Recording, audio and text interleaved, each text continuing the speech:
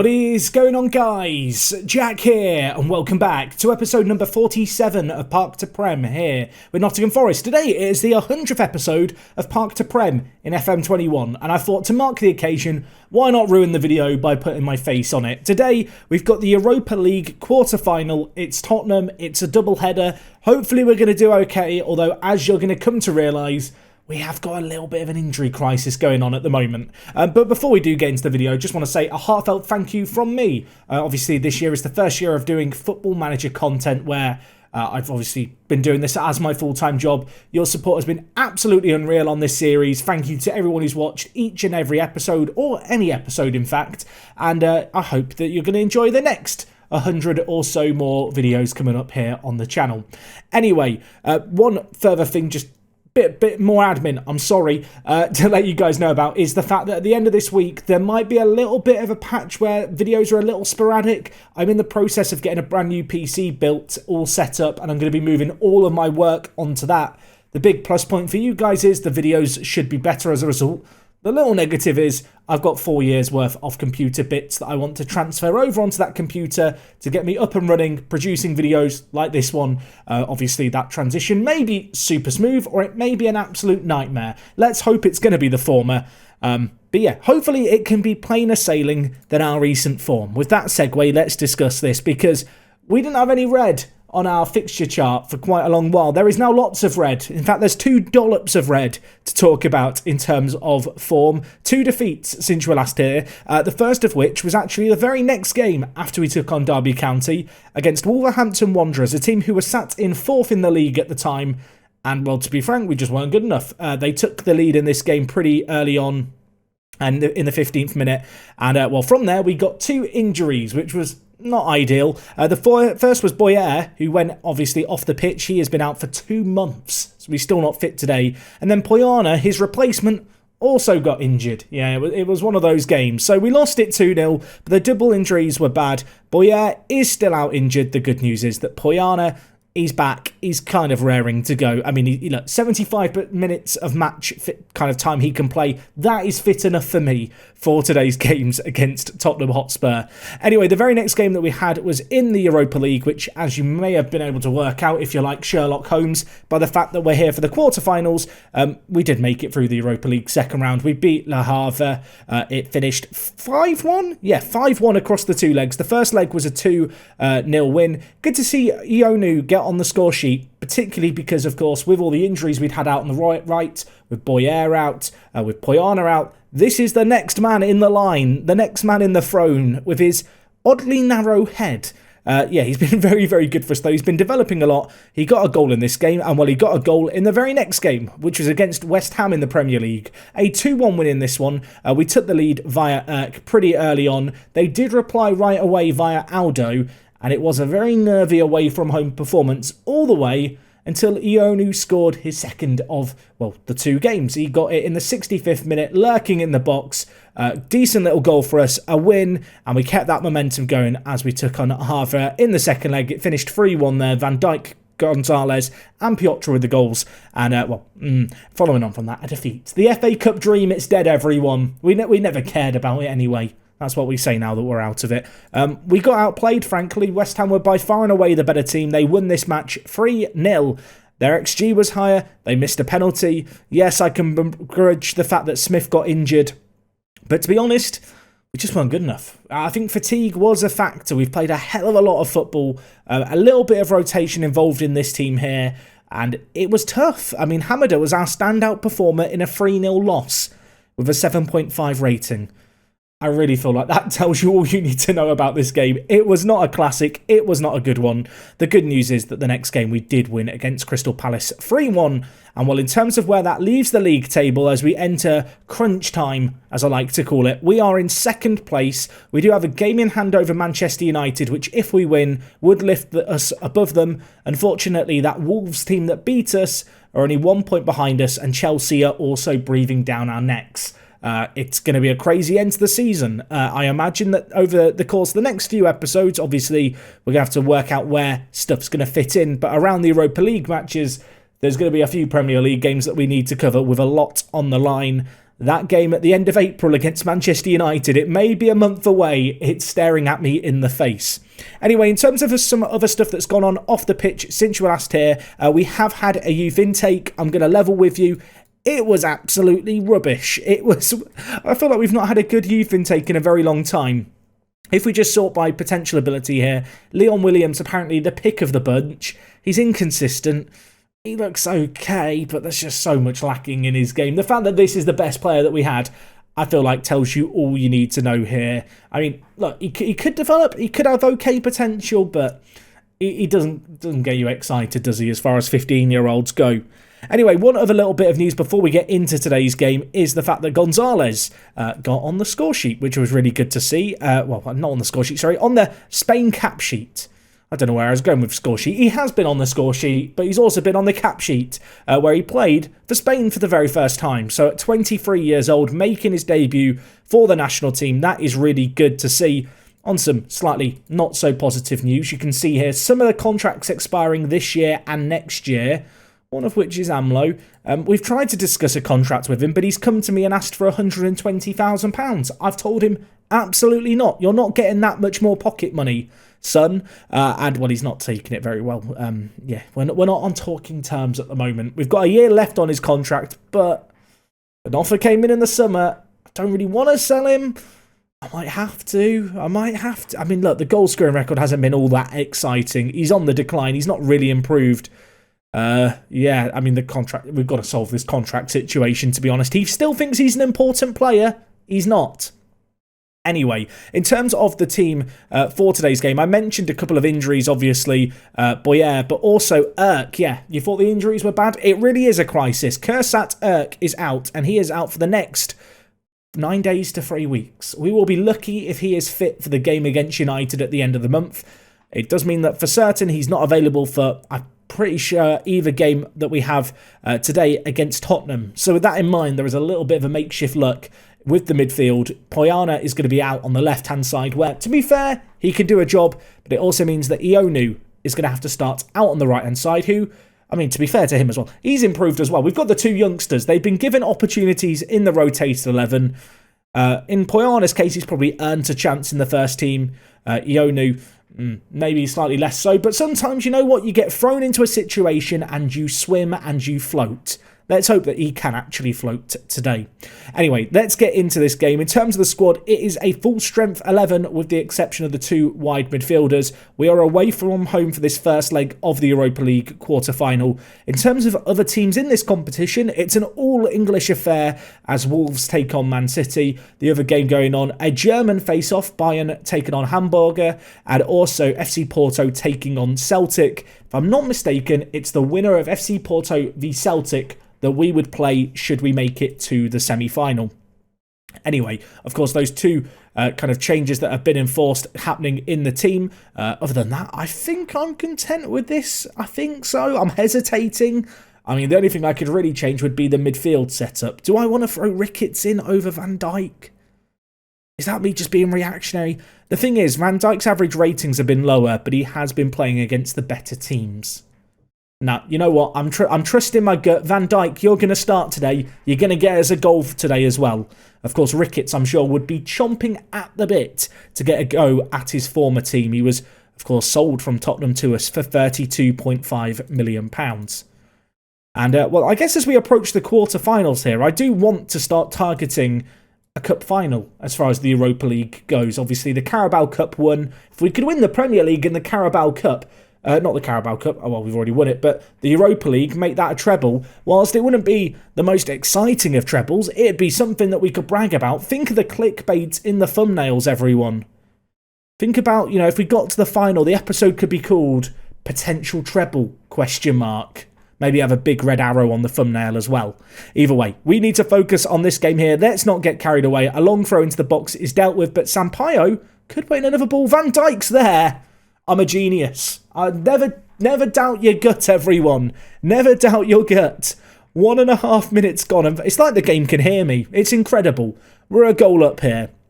The long throw didn't really work out. Ionu lost that battle in the air, but it came back out to Sampaio, who whipped it in, and Van Dijk, he just, you know, snuck in unmarked, headed it into the top corner. That puts us in a really good position. An away goal. Also interesting to note, they're playing a narrow system, which I feel like we are pretty well suited to, if I might say so myself. Anyway, Piotr with the ball here. Where are we going, Piotr? The nervy moments here. A potentially dodgy back pass. Toby just about gets it away to Poyana.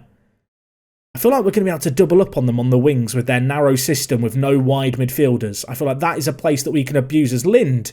Great ball into the box. Unfortunately, Gonzalez just... He was in La La Land. He was not paying attention to what was going on in terms of the ball coming into the box. But, well, we still have the ball. Now we don't. We've given it away. Can we win the ball back high up the pitch? It's given to Navio, but he loses it. Avila bringing it forward for them. The number 11. Options queuing up in the middle. 4 players in the box. Picks out Victor, who... I thought the keeper had saved it, but no. He's headed it against the crossbar. We live to fight another day. Look, every highlight is starting with a long throw for us, but we're going short on this occasion. Lind and Navio having their own little game on the wing. It's whipped in, and Gonzalez is there. Both fullbacks with assists in this game. Both goals somewhat indirectly coming from throw-ins as well. Neither of them kind of, directly from the long throw into the box. On this occasion, they leave Lind unmarked. Little bit of passing. Navio springs the offside trap, pulls it to the edge of the 6-yard box, and Gonzalez... He wasn't in La La Land that time. He was in goal-scoring mode land. It's not quite as kind of catchy a land to be stuck in, but it's the land you want your strikers in, everyone. Okay, 25 minutes gone. Remain calm, but this is a very good start. I don't want to get carried away, but we really shouldn't be losing from here. Poyana down this near side. Options in the middle. Gets dispossessed. It's weird, though, with this narrow system they're playing, I feel like we're going to have so much joy in the wide areas with our wing-backs overlapping. We've already seen it a little bit. Lind, I mean, that was a bizarre ball he tried to play to Gonzalez. Huge win, though, there. Van Dijk has it, dinks it over to Poyana, who might be able to keep that in. Not sure anyone else on the pitch would have caught up with that, but he has. Lind, Poyana, Navio at the edge. Inside to Lind. He could have a shot here, or he could pass it through like that to Gonzalez. Okay, David Lind. I mean, the pass was just screaming to be hit. But he's hit it, and it's 3-0 after 25 minutes. I mean, I'm now sat thinking, the second leg might just be a formality, everyone. We'll play a rotated second 11 in that. We can focus on the league. Nice run by Gonzalez, though. Just peeled off number 20 there. Gave Lind a nice, easy pass. Oh, we're cruising away. 3 shots on target, 3 goals. It has been one of those games where everything we touch turns to goals. I mean, a 4 before half-time would be nice. Maybe I'm getting a bit greedy. Sampaio, big throw forward, dealt with by Fabio. But again, it's the wide areas where I feel like we're going to have so much joy here. The wing-backs just afforded a lot of time on the ball, just like this. Sampaio down to Ionu. Might want to cut back onto his left foot. He does so. He hits it. It's a huge save, actually, by Massey there. I mean, that could have been some... I was about to say it could get very embarrassing if that had gone in. I mean, look, it still could go in. Massey is just trying to save the team at this point. But let's be real. 3 goals up after 40 minutes. It is already a little bit embarrassing. I mean, I will quite happily take this in the second half as well. I mean, as in this scoreline. 3-0 would be fine going into the second leg. That would allow me to relax. Although Victor, through on goal. Toby, you're going to be called into action, son, except you're not. Because Piotr's there for the block, but Fabiao with it. Do I need to be scared? Do I need to be nervous? Dinked over. Piotr heads it back. That's a pretty good header. That is a header between a centre-back and goalkeeper who are very much on the same wavelength. Avila now with it to Motellaro. Furlings whips it in. Semley heads over. I mean, they're coming into... I want to shout demand more. There might only be 2 minutes left of the half, but I want more from you lads. Okay, I mean, at the break, 3-0 up away from home. In terms of XG, you can kind of tell from this chart, we just had a few good opportunities that we took. I suppose that's all you can really ask for. Gonzalez is on for a hat-trick, by the way. Not just a pretty face, Gonzalez. Not just a league goal scorer. He's been getting some goals in the big cup games, and he's been doing that and a little bit more here. Anyway, half an hour left. I'm going to make some changes. I'm a little bit concerned about Poyana coming back from injury. So we'll move Van Dijk into the wide area and bring in Owen Ricketts. He will get a chance to stretch his legs against his former club. Of course, before the game, Poyana was kind of only 75 minutes kind of match fit. So if we can take him off after an hour, we're saving his legs a little more. The physios are going to love us. Toby up to Lind. Miguel Antonio, by the way, this year, bit of an unsung hero, I feel like, the ball-winning midfielder. He does so much for us. Look at this space out wide. So narrow, Tottenham. Ionu, all on his lonesome, has one go, has another go. He thinks it's FM20 as he applauds himself. I mean, he's probably applauding the pass to him. But let's be honest, he shouldn't be. He should be apologising. No clapping, raise a hand and say sorry. Oh my word, that was a lunging tackle by Lautaro. I guess that's Lautaro Martinez playing up front for them. Ionu. I mean, he's had all these chances. Can he score one? Gonzalez, Ionu, they're having their own little game. The keeper makes the save. It should be 6. Ionu, can you shoot, son? And shoot well. I mean, he has been shooting, to be fair, but shooting at the goalie. Don't make their keeper look good. I think a little bit of that cutting edge we had with the first few chances has fizzled out, shall we say, in this game. Although, we need to be as good defensively as we were in the first half, as Miguel Antonio looks to win the ball back. Doesn't do so successfully. They've got the ball in a dangerous area here, and it's a huge save by Toby. I do feel a bit bad about the fact we don't call Toby Hufnagel Springsing, but it's not a name that rolls off the tongue in commentaries. It's not an easy one to get out when a big save's made nice and quickly. Okay, I'm going to make a change here. I am going to bring in a bit of maybe a controversial change, maybe? Do I want to take off? I want to bring in Cameron Ferguson. He's the young Scottish midfielder. You might remember he had a few loan spells out with Villa over the last couple of years, but he's been, with all the injuries, kind of appearing on the bench a little bit. I kind of want to give him some game time. You know what? David Lind, you've played well, mate. You've earned a rest. We'll move Ricketts into deep line playmaker and bring in Ferguson, who I had been training him as a Mazzala. We'll bring him into the fray. I still have got one more sub. Who would I bring on at this point? You know what? Calafiori. Go have some fun. Apparently Navio's having a good game. I'm taking off all the players who have had good games just to protect them, everyone.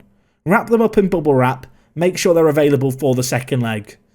I mean, all in all, really good performance. 3-0, very clinical. Wouldn't have minded a few more. We definitely had the chances to do that. Truth be told, Spurs, other than one or two opportunities, really didn't look like scoring in this game. And that is a top quality first leg result. You can see in the other games, it was pretty even in a lot of them. Apparently, Ionu's report. He's able to play well in his new position. You mean, is he he's natural out on the right, everyone? Progress.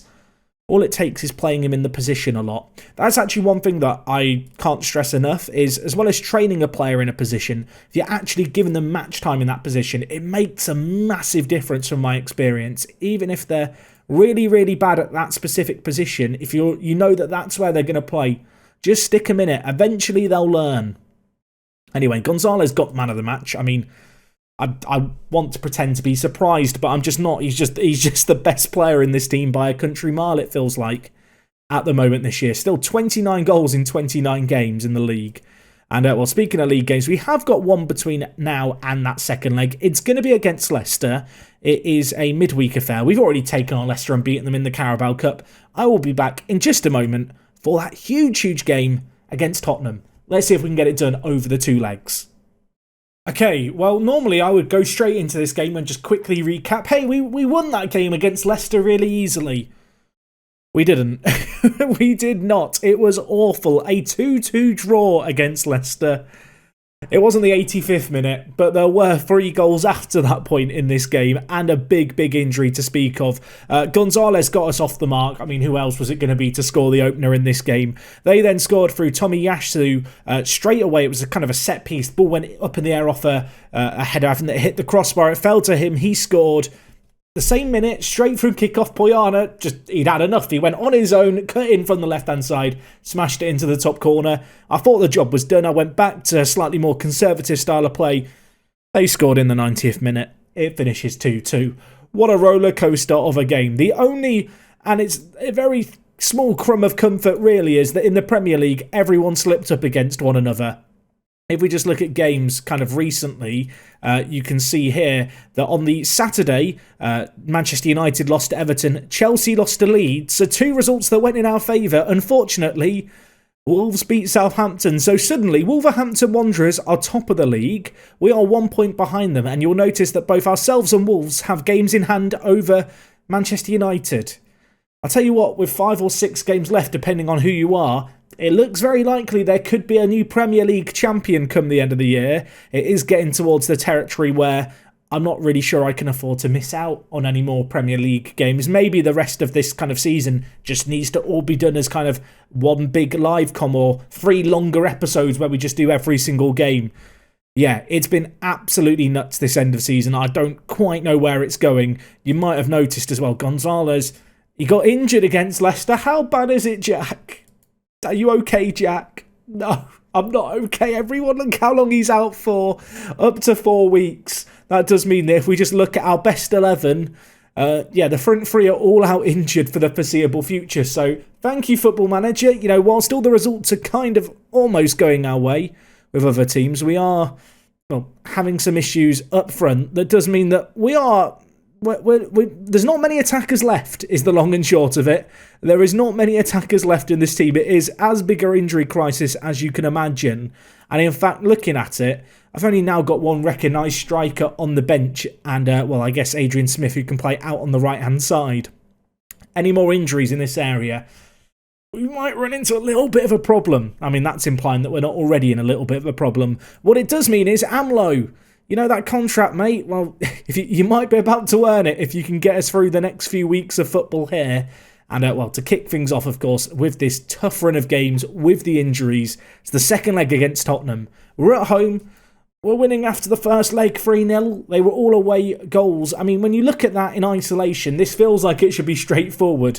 But, of course, given the recent run of form, and, given the injuries as well, there's a little bit of concern for me that we are lacking perhaps a little bit of firepower. That said, I mean, Poyana, AMLO, they're 2 players who have proven to be able to score goals. Even Ionu, to an extent, he can score goals on his day. I feel pretty mixed, everyone. I was so happy after that first leg result against Tottenham. I was thinking, 3-0, this is going great. You know, we don't... Boyer... we can manage without them for a few weeks. We've still got Gonzalez. Now we haven't. Maybe a small mountain to climb. But we're halfway up the mountain here. And, if we can score early on from a long throw, that would make me feel good. Poyana to Lind. He shoots and it's blocked. I mean, if Tottenham get an early goal here, panic, everyone. Start to panic. Avila, break through. Toby, I need you to be a hero. He's not a hero. Avila dinks it over him. It's 3-1. I mean, they only need 2 more. I should not be this worried. And yet here we are. And I really, really am. Oh boy. I mean, the finish itself just in off the bottom of the crossbar as well. It's just snuck in there, hasn't it? Oh, can you imagine? Right, Navio, throw in short to Lind. We've been here before, but they have actually got Lind marked now. He whips it to AMLO. He's offside. The ball there by Lind is sublime, by the way. I mean, he's got 18 passing. He's got great technique. The 20 vision to see the pass. If only AMLO had 20/20 vision and could see the line where he needs to be stood behind as an attacker, that goal's going to be disallowed. It was really nice. This ball into the box by Lind. Look at the curve on it when it comes in here. Oh, it's beautiful. The header as well was really nice. Oh, it's unfortunate, everyone. It's unfortunate, but it gives me hope that we're not just going to roll on our back, turtle up here, and end up losing. Ionu, I mean, it's not the first time we've seen him do that this episode. He keeps going for these little runs through that don't really have the end product at the end of it. That is our only shot on target, which does leave me a little bit concerned. You can see here, they're pressing so high. They do not want to watch us pass it out from the back, and we're not going to. We're going to just lump it up to AMLO. Nods it down to Poyana. Ionu threaded through. Dinks it over the keeper. It's cleared off the line. I thought he was finally going to score a goal. Oh, dear. I mean, sometimes it's just not your day. Sometimes it's just not your day, Ionu. He's had all these opportunities. That was the best of the bunch. Fair play to the Tottenham defender who chased it all the way back to clear it off the line. If we get in at the break 3-1, I'll be relatively happy. I do think we've been the better team here. despite that early goal. But I mean, all it takes is one more goal, and it's squeaky bum time suddenly. Amlo should capitalise here. A defender misses his initial effort. Amlo, oh my... That shouldn't be legal. That finish is nuts. I mean, it's a great counter-attack. The centre-back missed a header, though. I thought the shot was just going to be blocked. I thought Amlo, he's going away from goal. It's a tight angle. It's not even your typical chip over the goalkeeper in Football Manager. I mean, that's filthy. That has made me feel a little sick. I want to go get some mouthwash for that. Jeez, what a finish. I mean, Tottenham now need 3 goals, which of course would see them win the game outright, a 4-1 win in this second leg. But with our 3 away goals, the pressure is on them now to go and really attack us in the second half. That goal, it cranks down the pressure just a little bit, put it that way. Navio, big ball forward. Van Dijk looks offside there. Was he offside? I don't think he was.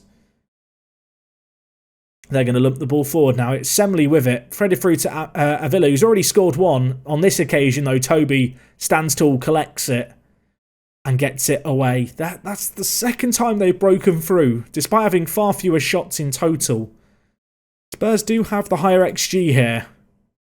I'm going to make some changes, I think. Lind is exhausted. Players in general are pretty tired. I'm going to bring in Gibbons for Antonio just to eliminate the risk of going down a man. Sampaio at right back's been a bit poor too, so I'm going to bring in Hernandez. Just, get some fresh legs into the defence. I imagine at some point here they're going to throw the kitchen sink at us, although I think they've made a triple sub and then one of their players has got injured. Yeah, Van Hoesten has got injured for them. So they are now down a man, which works in our favour. I think that's going to be the game in that case. I don't see a world in which they come back here.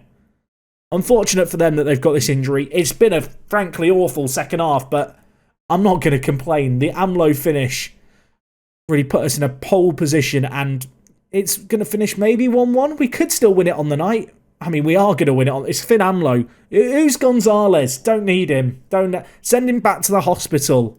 Amlo is back, everyone. Amlo... I am going to have to give him a new contract, aren't I?